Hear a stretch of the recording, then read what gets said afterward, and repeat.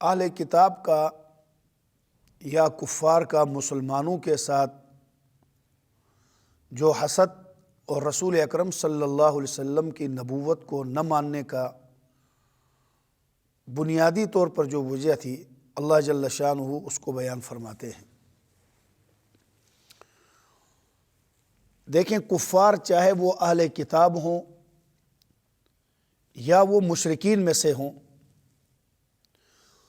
مشرکین کے کفار ہوں یا اہل کتاب کے، وہ اس بات پہ کبھی بھی راضی نہیں ہوتے کہ اللہ جل شانہ کی طرف سے مسلمانوں کے اوپر کوئی چیز نازل ہو جائے، یعنی قرآن پاک مسلمانوں پر نازل ہو، یعنی ان کے نبی کے ذریعے ان تک ملے۔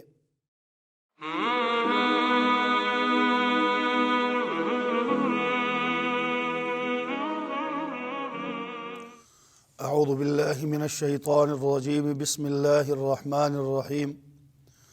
ما يود الذين كفروا من أهل الكتاب ولا المشركين أن ينزل عليكم من خير من ربكم والله يختص برحمته من يشاء والله ذو الفضل العظيم۔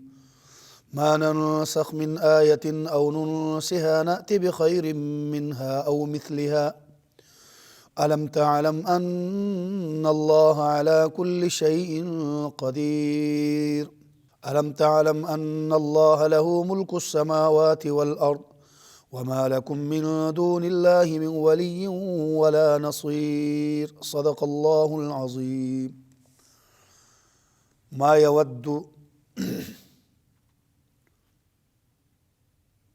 الذين كفروا من أهل الكتاب ولا المشركين، اہل کتاب اور مشرکین میں سے جنہوں نے کفر کیا وہ نہیں پسند کرتے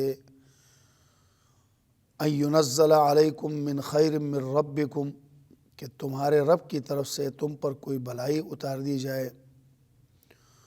واللہ یختص برحمتہ من یشاء، اور اللہ جسے چاہتا ہے اپنی رحمت کے ساتھ خاص کرتا ہے۔ واللہ ذو الفضل العظیم، اور اللہ تعالیٰ بڑے فضل والا ہے۔ ما ننسخ من آیت، ہم کسی آیت کو منسوخ کرتے ہیں، او ننسہا یا بلا دیتے ہیں، ناتی بخیر منہا، تو ہم اس سے بہتر، او مثلہا یا اس جیسی لے آتے ہیں۔ علم تعلم، کیا تو نہیں، تجھے نہیں معلوم، ان اللہ علی کل شیء قدیر، کہ بے شک اللہ تعالیٰ ہر چیز پر قدرت رکھتا ہے۔ علم تعلم، کیا تو آپ نہیں جانتے، ان اللہ لہ ملک السماوات والارض، کہ بے شک اللہ تعالیٰ کے لیے ہی آسمانوں اور زمینوں کی بادشاہی ہے۔ وما لکم من دون اللہ، اور نہیں ہے تمہارے لیے اللہ کے سوا من ولی، کوئی حمایتی، ولا نصیر، اور نہیں کوئی مددگار۔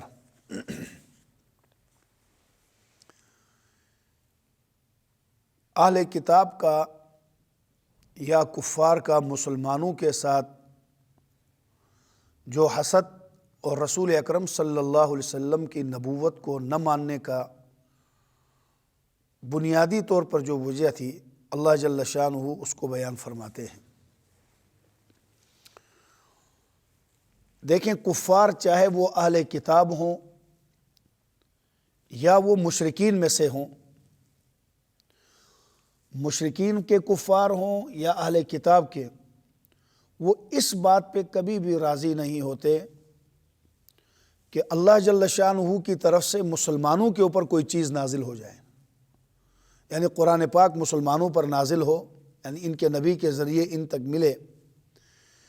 اس قرآن پاک کا یا کوئی خیر کی چیز مسلمانوں کے اوپر نازل ہونا، اس کو نہ تو مشرکین برداشت کرتے ہیں اور نہ ہی اہل کتاب کے لوگ برداشت کرتے ہیں۔ مشرکین مکہ میں سے مثلا ابو جہل ہے، ابو لہب ہے، عتبہ ہے، شیبہ ہے، یہ بڑے بڑے سردار تھے۔ وہ حضور اکرم صلی اللہ علیہ وسلم پر جو کتاب نازل ہوئی، اس کتاب کا نازل ہونا، اس خیر کا نازل ہونا یہ پسند نہیں کرتے تھے۔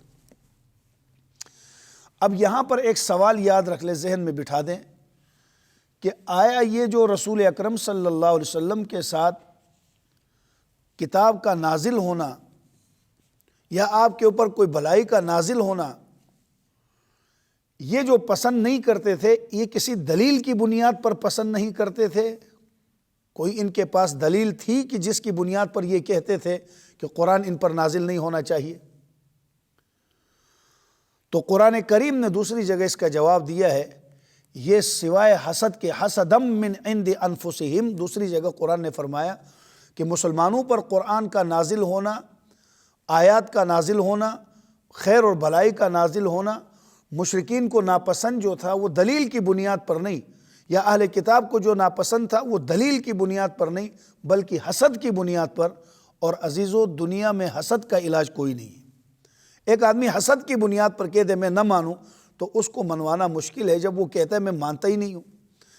اگر دلیل کی بنیاد پر وہ بات کرتے تو اس کو جواب دیا جاتا۔ اسی لیے اللہ تبارک و تعالیٰ نے اہل کتاب کا اور مشرکین کا رسول پاک صلی اللہ علیہ وسلم کو نبوت کا مل جانا اور ان کے اوپر قرآن کریم کا نازل ہو جانا، جو ناپسند تھا ان کو، اس ناپسندی کی وجہ بیان کی ہے، حسدم من عند انفسہم، کہ اپنے دلوں کے اندر کا جو بغض ہے، جو حسد ہے، اس کی وجہ سے وہ لوگ ایمان کی دولت سے محروم رہے۔ اسی لیے فرمایا کہ اہل کتاب مشرکین یہ قطعاً نہیں چاہتے ہیں کہ اللہ کا قرآن آپ پر نازل ہو۔ اب اس کے جواب میں اللہ تعالیٰ نے فرمایا کہ کسی کے اوپر قرآن کو نازل کرنا یا کسی کو نبوت سے سرفراز کرنا، یہ کسی انسان کی خواہش کی بنیاد پر نہیں ہوگا کہ جسے ہم چاہیں وہ نبی بن جائے اور جسے ہم پسند کرے اس کے اوپر وحی آنی شروع ہو جائے۔ اللہ نے اس کا جواب دیا، واللہ یختص برحمتہ من یشاء، اللہ تعالیٰ جسے چاہتا ہے اپنی رحمت کے لیے، نبوت کے لیے، نزول قرآن کے لیے، نزول وحی کے لیے اللہ پاک خاص کر لیتا ہے۔ اور واللہ ذو الفضل العظیم، اللہ پاک بہت بڑے فضل والے ہیں۔ معلوم کیا ہوا کہ نبوت اکتسابی چیز نہیں ہے، محنت سے حاصل کی جانے والی چیز نہیں ہے۔ نبوت یہ عطائی چیز ہے، اللہ جس کو عطا فرما دے۔ اب مشرکین کا بغض اپنی جگہ، اندر اندر اپنے بغض میں کڑ کڑ کے مر جانا، یا اہل کتاب کا اس بات پہ کڑ جانا، یہ اللہ جل شانہ کی ذات میں اور اس کی بات میں کوئی فرق پیدا نہیں کرتا۔ میرے رب نے جس کو نبی بنانا ہے، دوسری جگہ کیا فرمایا؟ اللہ اعلم حیث یجعل رسالتہ، کہ اللہ خوب جانتا ہے کہ رسالت کو کہاں پہ رکھنی ہے، رسول کس کو بنانا ہے۔ تو یہ اپنی ضد اور حسد کی بنیاد پر۔ اب ان کی ضد کیسے ہوئی؟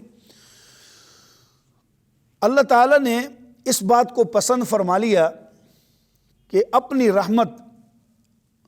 رحمت خاصہ بنو اسماعیل، جو حضرت اسماعیل علیہ السلام کی اولاد ہے، بنو اسماعیل میں حضور اقدس صلی اللہ علیہ وسلم کی ذات اقدس پر نازل فرمائے۔ چونکہ حضور صلی اللہ علیہ وسلم حضرت اسماعیل علیہ السلام کی اولاد میں سے ہیں، اور اللہ جل شانہ نے یہ پسند فرمایا کہ اب میں اپنی آخری وحی، وہ دین جو قیامت تک باقی رہے گا، وہ وحی حضرت اسماعیل علیہ السلام کی اولاد میں سے حضور اقدس صلی اللہ علیہ وسلم کی ذات گرامی پر وحی نازل کی جائے۔ اس کو اللہ نے پسند فرمایا۔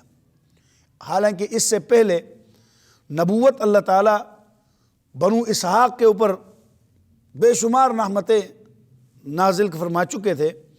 اس قوم میں بڑے بڑے بادشاہ آئے، اللہ نے اس قوم میں جلیل القدر رسول بھیجے بنی اسرائیلیوں کی، بنو اسحاق کی اولاد میں۔ چنانچہ قرآن پاک میں دوسری جگہ فرمایا اذ جعل فیکم انبیاء وجعلکم ملوکا، کہ اس قوم میں اللہ تعالیٰ نے ہزاروں نبیوں کو مبعوث فرمایا، بادشاہ اللہ نے بھیجے، بادشاہت سے ان کو نوازا، اور ایسی حکومت اور بادشاہت جو دنیا میں کسی کو نصیب نہ ہو اللہ نے بنو اسحاق کی اولاد میں رکھا۔ تو اب کیا اللہ تعالیٰ نے یہ وعدہ تو نہیں کیا تھا ان سے کہ بنو اسحاق سے نبوت باہر جائے گی ہی نہیں؟ یہ اس وقت بنو اسحاق بنی اسرائیلی حضور صلی اللہ علیہ وسلم سے اس اہل کتاب بغض اور حسد کرتے کہ جب اللہ نے یہ وعدہ کیا ہوتا کہ اے اسحاق کی اولاد اب نبوت تمہارے اندر ہی رہے گی، یہاں سے باہر نہیں جائے گی، اور حضور صلی اللہ علیہ وسلم نے خود سے نبوت کا دعویٰ کیا ہوتا تو پھر ان کا حسد یا ان کا نہ ماننا یہ درست ہوتا۔ لیکن اللہ جل شانہ نے ایسا وعدہ تو کہیں کیا نہیں ہے۔ اللہ کی مشیت اسی میں ہے کہ سلسلہ نبوت کو اللہ یہ چاہتے تھے کہ اسماعیل علیہ السلام کی اولاد پر ختم کریں، لہٰذا اس میں بنو اسحاق کو حسد کرنے کی کوئی ضرورت نہیں تھی، کیونکہ رسول تو بنا کر بھیجتا ہے اللہ، رسول اللہ کا نمائندہ ہوتا ہے، بولے رسول اللہ کا نمائندہ ہوتا ہے۔ جب یہ نمائندہ اللہ کا ہوتا ہے تو اللہ کی مرضی ہے وہ اپنے نمائندے کو جس قوم میں بھیجے، جس کی اولاد میں بھیجے، یہ اللہ کی مرضی ہے، تو حسد کرنے کی اس میں کوئی وجہ نہیں تھی۔ اس لیے اللہ تعالیٰ نے فرمایا واللہ یختص برحمتہ من یشاء، اہل کتاب کے حسد کی وجہ سے آپ کے نبی نہ ماننے سے، یا مشرکین آپ کو نبی نہ مانے تو ان کے ماننے نہ ماننے سے کوئی نبی نہیں ہوتا۔ واللہ یختص برحمتہ من یشاء، بلکہ اللہ اپنی اس رحمت کے لیے جس کو خاص کر دے اسی کو نبوت ملتی ہے۔ اگلی آیت کے اندر ما ننسخ من آیت او ننسہا، تنسیخ آیات کی وجوہات بیان کرتے ہیں۔ تنسیخ آیات کہتے ہیں کہ اللہ تعالیٰ نے ایک حکم نازل فرمایا، کچھ عرصے کے بعد اس حکم کو بدل دیا یا اس حکم کے اندر ترمیم کر دی، یا پہلی شریعتوں میں جو احکام تھے دوسری شریعت میں وہ احکام ختم کر دیے۔ اس پر لوگوں نے اعتراضات کیے، مثلا اس میں اعتراض بنی اسرائیل اور مشرکین کا ہی ایک بہت بڑا اعتراض تھا۔ وہ کیا؟ وہ کہتے ہیں کہ جب قرآن کریم، یہ اعتراض اچھی طرح سمجھے، جب یہ قرآن کریم کس کی کتاب ہے؟ اللہ کی۔ جب یہ اللہ کی کتاب ہے اور پہلی کتابوں کا مصدق بھی ہے، یعنی پہلے کتابوں کی تصدیق کرنے والا بھی ہے یہ کلام، تو پھر سابقہ کتب کے احکام کو جب یہ تصدیق کرتا ہے، تورات اللہ کی کتاب ہے، جب یہ تصدیق کرتا ہے انجیل اللہ کی کتاب ہے، جب یہ تصدیق کرتا ہے تورات اللہ کی کتاب ہے، تو پھر سوال یہ تصدیق بھی کرتا ہے اور ان کتابوں کے احکام کو منسوخ کر کے نئی شریعت بھی اللہ نافذ کرتا ہے۔ بھئی بات سمجھ میں آ رہی ہے؟ جب کہہ دیا کہ تورات اللہ کی کتاب ہے تو پھر اللہ نے قرآن میں اس احکام کو منسوخ کیوں کیا؟ اپنے حکموں کو کیوں بدل دیا؟ جب کتاب اللہ کی ہے اور یہ قرآن اس کی تصدیق بھی کرتا ہے، وہ اللہ کی حق کتاب ہے، جب حق ہے تو پھر اس قرآن پاک میں ان کے احکام کو ختم کر کے نئے احکام کیوں دیے؟ انجیل کے احکام ختم کر کے نئے احکام کیوں دیے؟ تورات کے احکام ختم کر کے نئے احکام کیوں دیے؟ یہ اعتراض مشرکین کا اور اہل کتاب کا مسلمانوں کے اوپر تھا، اور یہ بھی کہنے لگے کہ اپنے احکام کو بعض اوقات وہ تبدیل کر دیتا ہے، اپنے احکام کو ایک حکم دیتا ہے پھر اللہ جل شانہ دوسرے حکم نہ، مثلا پہلے حکم دیا کہ بیت المقدس کی طرف منہ کر کے نماز پڑھے، قرآن کریم میں موجود ہے، پھر 16-17 ماہ کے بعد حکم دیا کہ اب بیت اللہ شریف کی طرف منہ کر کے نماز پڑھیں، تو کہتے ہیں ایک حکم دے کر پھر حکم بدل دیا، تو کیا اللہ کو معلوم نہیں تھا کہ میں پہلے جو حکم دے رہا ہوں وہ صحیح نہیں ہے؟ بعد میں جا کے پتہ چلا کہ اصل حکم تو یہ ہے، اس لیے پہلے والے کو منسوخ کر دیا۔ تو یہ تو جہالت کی بنیاد پر ایسی باتیں ہوتی ہیں۔ تو کیا الیاذ باللہ ثم الیاذ باللہ اللہ کو پہلے علم نہیں تھا؟ بعد میں علم آیا کہ اس نے اپنا حکم بدل دیا؟ پہلے مکمل علم نہیں تھا اس لیے بیت المقدس کی طرف منہ کرنے کا حکم دیا، جب علم ہوا، مکمل علم آ گیا تو فرمایا نہیں بھائی اب بیت اللہ کی طرف منہ کرو۔ تو یہ اعتراضات مشرکین اہل ایمان پر کر لیتے۔ چنانچہ ہندوؤں کی ایک مشہور تنظیم آریہ سماج تنظیم اس کا نام تھا، ہندوؤں کی مشہور تنظیم ہے آریہ سماج تنظیم۔ آج بھی ہندوستان میں جو احباب ہمارے دروس کو اگر سن لیتے ہیں تو انہیں پتہ ہوگا ان کے ہندوؤں میں ایک عظیم اور بڑی تنظیم گزری ہے آریہ سماج تنظیم۔ اس کا ایک مشہور جو لیڈر تھا دیانند سرسوتی، یہ ہندوؤں کی اس تنظیم کا لیڈر تھا۔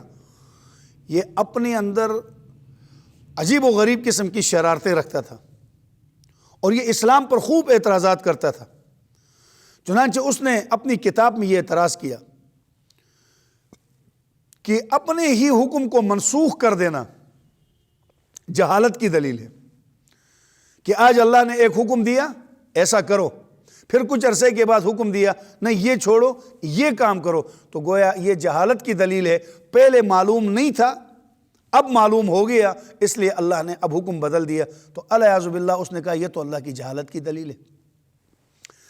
اس کا جواب بانی دارالعلوم دیوبند، اسی ہندوستان میں رہنے والے بانی دارالعلوم دیوبند قاسم العلوم والخیرات حضرت مولانا محمد قاسم نانوتوی رحمہ اللہ نے اپنی کتاب انتصار الاسلام کے اندر اس کا جواب دیا ہے کہ اللہ ایک حکم دیتا ہے پھر اس حکم کو کیوں ختم کرتا ہے. یہ جہالت کی بنیاد پر نہیں ہے. ایک حکم دینا پھر حکم کو بدل دینا ہر وقت یہ جہالت کی دلیل نہیں، کبھی یہ حکمت کی بھی دلیل ہوا کرتی ہے. اور اللہ کی ذات کیا ہے؟ علیم ہونے کے ساتھ ساتھ، توجہ رہے، اللہ کی ذات علیم ہونے کے ساتھ ساتھ حکیم بھی ہے. دنیا کے جو لوگ حکومتیں ایک قانون بناتی ہیں پھر بعد میں منسوخ کر کے اسمبلی میں نیا قانون بناتی ہیں، وہ جاہل ہیں، انہیں معلوم نہیں تھا بعد میں. لیکن اللہ پاک علیم بھی ہیں اور حکیم بھی ہیں. علیم کا معنی یہ ہے کہ اپنے علم کی بنیاد پر ایک حکم دینا، اور حکیم کا معنی یہ ہے کہ حکمت کی بنیاد پر وہ حکم کب تک فائدہ مند ہوگا اس حکم کو دینا. جب حکمت پوری ہو جائے تو حکیم اپنی دوا بدل دیتا ہے. پہلے سے معلوم تھا میں نے یہ حکم بدل دینا ہے. چنانچہ دیکھیں اللہ تعالیٰ علیم اور حکیم ہے، اس کا کوئی حکم حکمت کے خلاف نہیں ہے، حکمت کے مطابق ہے. پہلا حکم منسوخ کر کے دوسرا حکم جاری کر دیتا ہے تو یہ حکم پہلے والے کو منسوخ کرنا، ختم کر دینا اور دوسرا حکم جاری کر دینا، یہ حالات کے تقاضے کے مطابق یہ حکم جاری ہوتا ہے. جو حالات بدلتے جاتے ہیں اللہ احکام بدلتے جاتے ہیں. علم کے مطابق یہ حکم دیا تھا یہاں تک، اور جب وہ وقت پورا ہو گیا اللہ حکیم اس کو معلوم تھا کہ آج اس کی ضرورت اس وقت تک ہے. جب ضرورت پوری ہو گئی، حالات کا تقاضا بدل گیا تو اپنی حکمت کے مطابق اللہ نے دوسرا حکم دیا. اس کی مثال اس طرح بیان کی جا سکتی ہے سمجھانے کے لیے، ورنہ اللہ کے ساتھ ایسی مثالیں اچھی بھی نہیں لگتی. صرف سمجھانے کے لیے، مریض کسی ڈاکٹر کے پاس جاتا ہے، ڈاکٹر اس کا معائنہ کر کے اس کو ایک دوا دیتا ہے کہ یہ دوا تو نے 1 ہفتہ کھانی ہے، 1 ہفتے کے بعد دوبارہ ٹیسٹ کروائے. 1 ہفتے کے بعد جب وہ دوبارہ آ جاتا ہے، ڈاکٹر چیک کرتا ہے، اس کی کیفیت کو معلوم کر کے حالت کافی ساری بدل چکی ہے، پہلے والا مرض نہیں، تو ڈاکٹر دوا بدل دیتا ہے، ہلکا سا ڈوز دیتا ہے، بس اب یہ دوا لینا. پہلے 3 ٹائم تھا، اب کہتے ہیں صرف 2 ٹائم لینا، ایک صبح ایک شام. اب کوئی آدمی کہ ڈاکٹر جاہل ہے، جب 2 ٹائم دینا تھا تو پہلے ہی دے دیتے نا، پہلے 3 ٹائم دوائیاں کھلاتے رہے، اب آ کر 2 ٹائم. تو ڈاکٹر کہتا ہے پہلے اس کی حالت اور تھی، اب اس کی حالت اور ہے. اگلے 15 دن کے بعد جب دوائی کھا کے پھر ڈاکٹر کے پاس جاتا ہے تو ڈاکٹر کہتا ہے بس اب دوا لینے کی ضرورت نہیں ہے. ڈاکٹر صاحب جب دوا لینے کی ضرورت نہیں ہے تو پہلے آپ نے ہمارے 10,000 کا جو خرچہ کروایا آپ پہلے ہی نہ دیتے دوا، جب دوا دینی ہی نہیں تھی تو اب آپ نے آ کر کہہ دیا دوا نہیں لینی. تو ڈاکٹر کیا کہتا ہے، یہ جو دوا نہیں لینی ہے نا، اس پوزیشن تک یہ تبھی آیا ہے کہ جب اس نے پہلے دوا لی ہے، اور اس وقت اس کی کنڈیشن اور اس کی حالت اور تھی. اس وقت اس کے صحت کو برابر کرنے کے لیے وہ پہلا والا ڈوز جو سخت تھا وہ دینا ضروری تھا. حالت بدل گئی 10 دن کے بعد تو دوائی کے اندر نرمی آ گئی اور بالکل ہی صحیح سالم ہو گیا. ڈاکٹر نے کہا اب دوا کھانے کی ضرورت نہیں ہے. ایسے ہی اللہ جل شانہ علم کے ساتھ ساتھ حکیم بھی ہیں، وہ اپنے مریضوں کو سمجھتے ہیں کہ کس وقت تک یہ حکم ان پہ چلانا ہے، کب تک اس حکم پر چلیں گے. جب وہ حکم کا وقت پورا ہو گیا، اب حالت بدل گئی، معلوم ہوا کہ اب یہ لوگ اگلے حکم پر عمل کر سکتے ہیں، پچھلے کو منسوخ کر کے نیا حکم دے دیا، اب اس کے اوپر عمل کرنا ہے. تو یہ حکمت کی بات ہے، جہالت کی بات نہیں ہے. اللہ تعالیٰ کسی بھی قوم کے حالات کے تقاضے کے مطابق احکام نازل فرماتے ہیں. جیسے حکیم لوگ اپنے مریض کو حالات کے مطابق دوا دیتے رہتے. قرآن کریم چونکہ اللہ تعالیٰ کی آخری کتاب ہے، جیسے ہمارا عقیدہ ہے رسول اکرم صلی اللہ علیہ وسلم آخری نبی ہیں، آپ کے بعد کسی کو نئی نبوت نہیں ملے گی، اسی طرح اللہ کے نبی کے اوپر جو کتاب نازل ہوئی ہے یہ آخری کتاب ہے، اس کے بعد اور کوئی کتاب آنے والی نہیں ہے. تو اب جب یہ آخری کتاب ہے تو قیامت تک جتنے بھی اقوام ہیں، تمام اقوام عالم کے لیے یکساں طور پر یہ قرآن نازل ہوا ہے. لہٰذا جب یہ قیامت تک اب یہ آخری پہلی کتابوں کی طرح نہیں، تورات ایک مخصوص زمانے کے لیے تھی، تو جب مخصوص زمانے کی تھی تو اس کے احکام اس مخصوص زمانے کے لوگوں کے لیے تھے. انجیل آ گئی، احکام تورات کے جتنی ضرورت تھے باقی رکھے. نئی قوم آ گئی، ان لوگوں کی ضرورت کے مطابق اللہ نے انجیل میں نئی احکام دے دیے. زبور ہے، زبور کے اندر اللہ نے نئے احکام دیے. اب قرآن کریم کے بعد نئے احکام چونکہ آنے نہیں ہیں، کیوں؟ ہمارا عقیدہ ہے جیسے پہلے نبی گزرے ان کی کتابیں بھی گزری، ہمارے نبی پاک صلی اللہ علیہ وسلم کے گزرنے کے بعد نہ نئے نبی نے آنا ہے نہ نئی کتاب نے آنا ہے۔ پہلی امتوں میں چونکہ کتاب نے آنا تھا، احکام بدلتے رہے۔ حضور صلی اللہ علیہ وسلم کی شریعت چونکہ آخری شریعت ہے، جب یہ آخری شریعت ہے تو آپ کے بعد نئے احکام تو نہیں آنے، اب قیامت تک قرآن کے احکام چلیں گے۔ پہلی شریعتوں کو اللہ نے منسوخ کر دیا، ختم کر دیا کہ پہلوں کی ضرورت اس لیے نہیں ہے، اب حکم اس کا چلنا ہے تو پہلوں کو کیوں باقی رکھیں۔ چنانچہ حضرت شاہ ولی اللہ محدث دہلوی رحمہ اللہ حجت اللہ البالغہ کے اندر پہلی جلد میں لکھتے ہیں، دین تو ہمیشہ سے ایک رہا ہے، لا الہ الا اللہ، کہ اللہ کی طرف بلانے کا یہ دین تمام انبیاء میں مشترک، یہ کبھی منسوخ نہیں ہوا۔ کسی نے نہیں کہا لا الہ الا اللہ پہلی شریعت کا تھا اس شریعت میں ختم، دین ہمیشہ سے سب میں ایک رہا۔ البتہ مختلف شریعتوں کے اندر اختلافات رونما ہوتے رہے ہیں، مسائل میں اختلاف ہوئے ہیں۔ مثلا کسی شریعت میں اونٹ حلال ہے، کسی شریعت میں اونٹ حرام ہے۔ کسی شریعت میں جیسے آدم علیہ السلام کی شریعت ہے، دو سگی بیٹیوں کا سگے بھائیوں کے ساتھ نکاح کرنا جائز ہے، ہماری شریعت میں حرام ہے۔ اب کوئی آدمی کہے سگی بیٹی کا نکاح شریعت نے کیوں حرام کر دیا، پہلے تو جائز تھا؟ تو سوال یہ ہے، جب آدم کا بیٹا حابیل اور قابیل جب اس دنیا میں آئے اور ان کی دو بیٹیاں پیدا ہوئیں تو اس وقت دنیا میں کل یہ 4 بچے تھے۔ آدم کے بیٹوں کے لیے اور لڑکے تھے کدھر جن کے ساتھ ان کا نکاح ہو جاتا، اور آدم کی بیٹیوں کے لیے لڑکے کدھر تھے جن کے ساتھ ان کا نکاح ہوتا، اور آدم علیہ السلام کے بیٹوں کے لیے لڑکیاں کدھر تھیں جن کے ساتھ ان کا نکاح ہو جاتا۔ چنانچہ اللہ نے نظام کائنات کو بسانا اور سجانا تھا تو اس شریعت میں کہا تم آپس میں ہی نکاح کر لو۔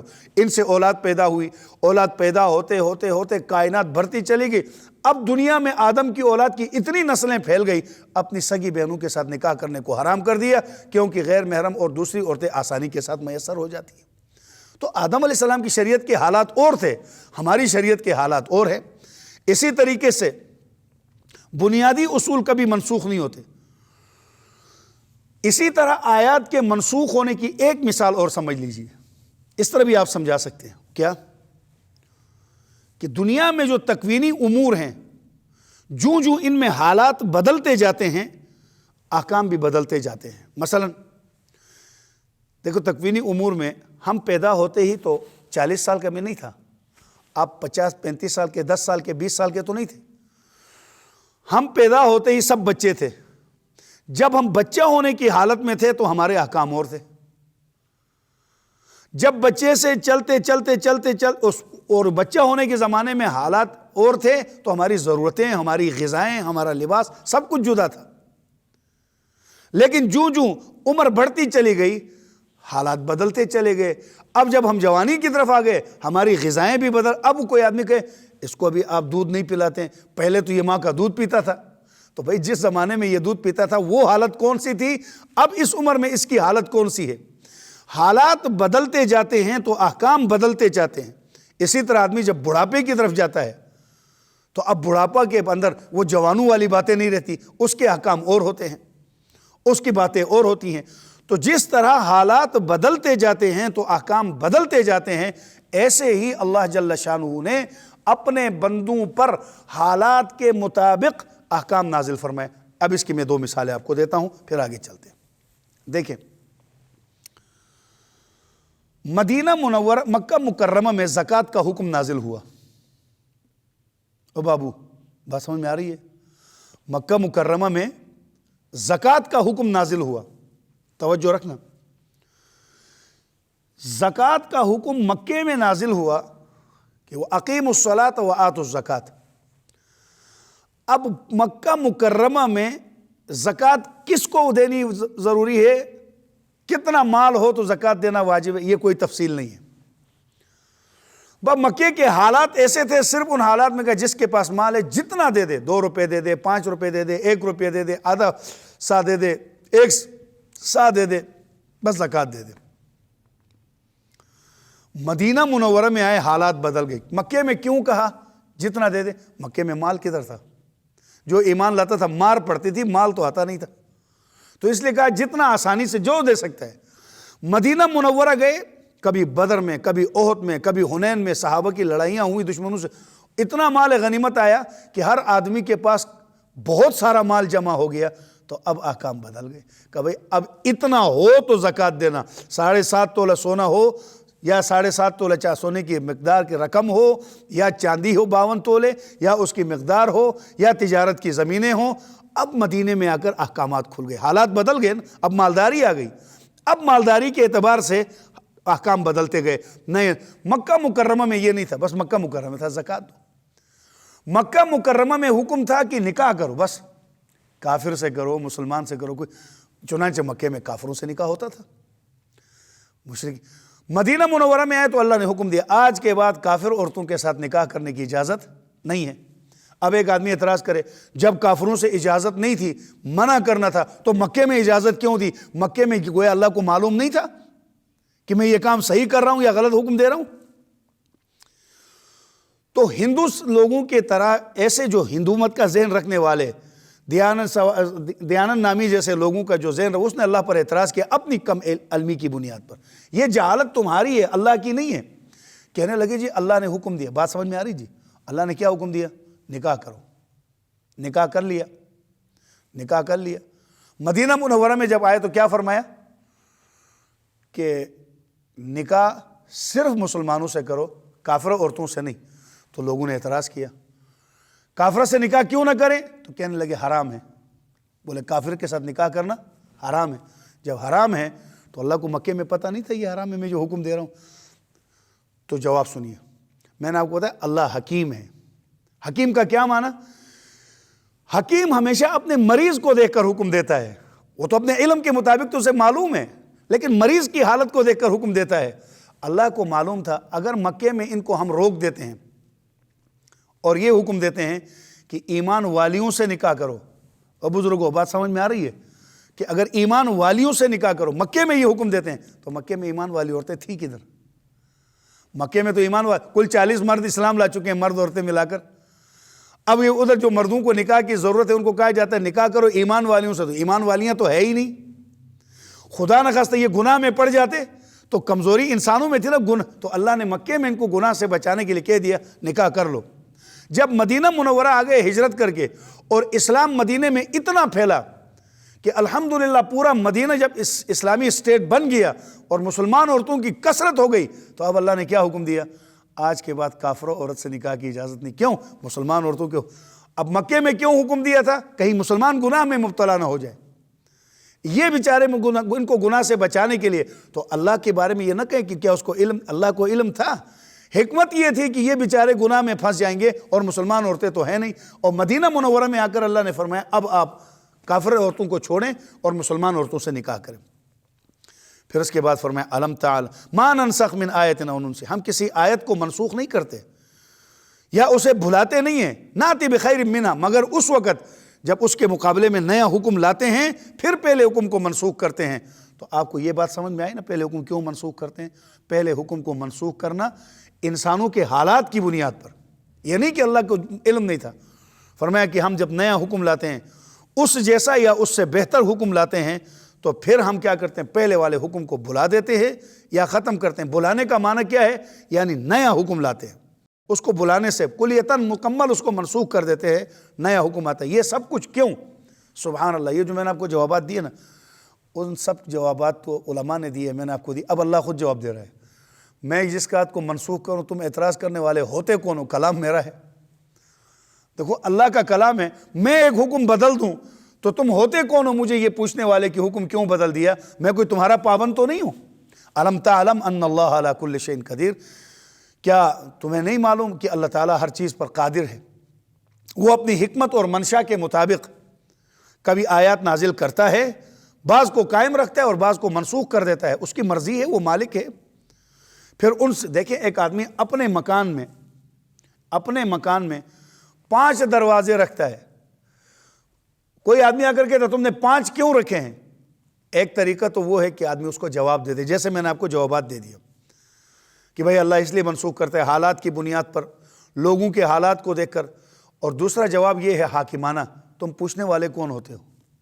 میری مرضی میرا گھر۔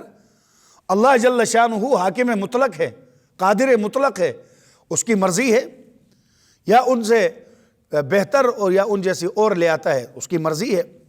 اور ایسا کرنا نہ عقل کے خلاف ہے نہ نقل کے خلاف ہے، بلکہ اس پر اعتراض کرنا حماقت کی نشانی ہے۔ بات سمجھ میں آ گئی؟ تو میں نے خلاصہ کیا نکلا کہ آیات کا بدلنا انسانوں کے حالات کی بنیاد پر ہے، کہ ان کے اندر مثلا ایک اور مثال آپ آسان سے سمجھ لیں۔ اللہ تبارک و تعالی نے مسلمانوں کو حکم دیا کہ نماز قائم کرو، یا مسلمانوں کو اللہ تعالیٰ نے حکم دیا مکہ مکرمہ میں، اب جس سے جب گئے مدینہ منورہ حکم دیا بیت المقدس کی طرف منہ کر کے نماز پڑھے، پھر فرمایا بیت اللہ کی طرف منہ کر کے نماز پڑھے۔ تو یہ ہے حاکمانہ جواب، ایسا کیوں کیا؟ تو فرمایا کہ وَلِلَّهِ الْمَشْرِقُ وَالْمَغْرِبُ فَأَيْنَمَا تُوَلُّوا فَثَمَّ وَجْهُ اللَّهِ، مشرق بھی میرا ہے مغرب بھی میرا ہے، جدھر حکم کرنے کو میں کہہ دوں تم کون ہوتے ہو مجھ سے پوچھنے والے۔ یہ ہے حاکمانہ جواب، اور حاکمانہ وہ ہے جو میں نے آپ کو بتا دیا۔ أَلَمْ تَعْلَمْ أَنَّ اللَّهَ، اے مخاطب کیا تم نہیں جانتے اللہ تعالیٰ وہی ذات ہے کہ اسی کے لیے آسمانوں اور بادشاہوں کی، آسمانوں اور زمینوں کی بادشاہی اللہ کی ہے۔ اس آیت میں بتایا وہ مالک الملک ہے۔ تو جب مالک الملک ہے تو مالک الملک کو تو اختیار ہے کہ کسی حکم کو منسوخ کر دے یا تبدیل کر دے۔ جب قرآن نے اب یہ اللہ جوابات دے رہا ہے، زمین آسمان کا مالک اللہ ہے، انسانوں کا مالک اللہ ہے، تو مالک اپنے مملوک کو جیسا بھی حکم دے، مملوک کو یہ اختیار نہیں ہے کہ یہ اعتراض کرے کہ جی یہ حکم کیوں بدل دیا، یہ اعتراض کرے کہ جی اس نے آج یہ حکم بدل دیا تو اس کا علم نہیں۔ اس کا علم پورا ہے، حکمت کے مطابق کیا، ہمیں سمجھ میں نہیں آئی تو ہم نے اپنی حماقت کی بنیاد پر اعتراض کیا، تو اس اعتراض سے جہالت لازم نہیں آتی بلکہ ہماری حماقت لازم آتی۔ پھر آگے فرمایا وَمَا لَكُم مِّن دُونِ اللَّهِ، یاد رکھو اس بات کو، تمہارے لیے اللہ کے سوا نہ کوئی حمایتی ہے، من ولی ولا نصیر، اور نہ ہی کوئی مددگار ہے۔ ولی کا عام طور پر معنی کیا جاتا ہے سرپرست۔ حضرت امام بیضاوی رحمہ اللہ نے تفسیر بیضاوی کی پہلی جلد میں ولی کا ترجمہ کیا ہے، بعض اوقات سرپرست کمزور بھی ہوتا ہے جو کہ مدد کرنے کے قابل نہیں ہوتا، مگر نصیر، کیونکہ سرپرست بعض اوقات کمزور ہو جاتا ہے، باپ سرپرست ہے تو وہ کمزور ہے، تو سرپرست اسے کہتے ہیں کہ جو سرپرست تو ہے مگر مدد کرنے میں بعض اوقات کمزور پڑ جاتا ہے۔ مگر آگے ساتھ فرمایا، اللہ نے فرمایا تمہارا کوئی ولی نہیں ہے، سرپرست نہیں ہے، اور اگر ہے بھی تو وہ کمزور ہے۔ پھر ساتھ فرمایا ولا نصیر، اور نہیں تمہارا کوئی مددگار ہے، جو فی الواقع مدد کے قابل تو ہو۔ مددگار اس کو کہتے ہیں جو واقعے کے مدد کے قابل تو ہو۔ دوسرے الفاظ میں اسے یوں کہہ سکتے ہیں، ولی وہ ہوتا ہے جو زبانی طور پر مدد کرتا ہے، نصیر وہ ہوتا ہے جو عملی طور پر مددگار ثابت ہوتا ہے، اور اللہ تعالیٰ ان دونوں صفاتوں کا مالک ہے۔ گویا اللہ نے فرمایا ولی کا معنی کیا کیا؟ جو زبانی مدد کرے، منہ سے میں ایسا کروں گا، میں یوں کروں گا، حوصلے دے دیا۔ اور نصیر کون ہوتا ہے؟ جو عملی طور پر ساتھ کھڑا ہو جائے مدد کے لیے، اور دنیا میں کوئی ایسا نہیں ہے جو ہر جگہ عملی طور پر ہمارے ساتھ کھڑا ہو اور زبانی طور پر مدد کرے، کیونکہ یہ دونوں صفات اللہ جل شانہ کی ہیں، کہ اللہ رب العالمین ہمارے ولی بھی ہیں اور اللہ ہی ہمارے نصیر بھی ہیں۔ وہ اپنی مخلوق کا ہر طرح سے مددگار ہے، وہ قادر مطلق ہے، علیم اور علم کل بھی، اور علیم کل بھی وہی ہے جو ان سا حکم چاہے نافذ کر دے، اس کی مرضی ہے۔ کیوں؟ مددگار بھی وہی ہے اور ولی بھی وہی، اور ولی کی مرضی ہے جہاں جو حکم زبانی دے دے، جسے چاہے منسوخ کر دے، اس کے ارادے اور قوت میں کوئی دوسرا آدمی خلل نہیں ڈال سکتا۔ اللہ جس چیز کا ارادہ کرے وہ ہو گیا، اور وہ خود ہی احکام جاری کرتا ہے، بھئی یہ میرا حکم ہے، اس کو پورا کرو۔ اب حکم جب اللہ کا ہے تو ہم کون ہوتے ہیں یہ پوچھیں کہ آپ نے یہ جیسے اس کی مثال سمجھے۔ ایک آدمی اپنے بیٹے کو حکم دیتا ہے، بیٹا میرے کپڑے استری کر۔ بیٹے نے کپڑے استری شروع کر دیے، باپ آیا اور کہتا ہے کپڑے چھوڑ، جوتے پالش کر۔ اب جب آدمی باہر جائے، واپس گھر میں آ گیا، دیکھا بیٹا استری کر رہا ہے اور جوتے پالش نہیں کر رہا ہے۔ آدمی کہ بیٹا میں نے تو یہ جوتے ابو جی آپ نے ہی تو کہا تھا کہ کپڑے بھی استری کرو۔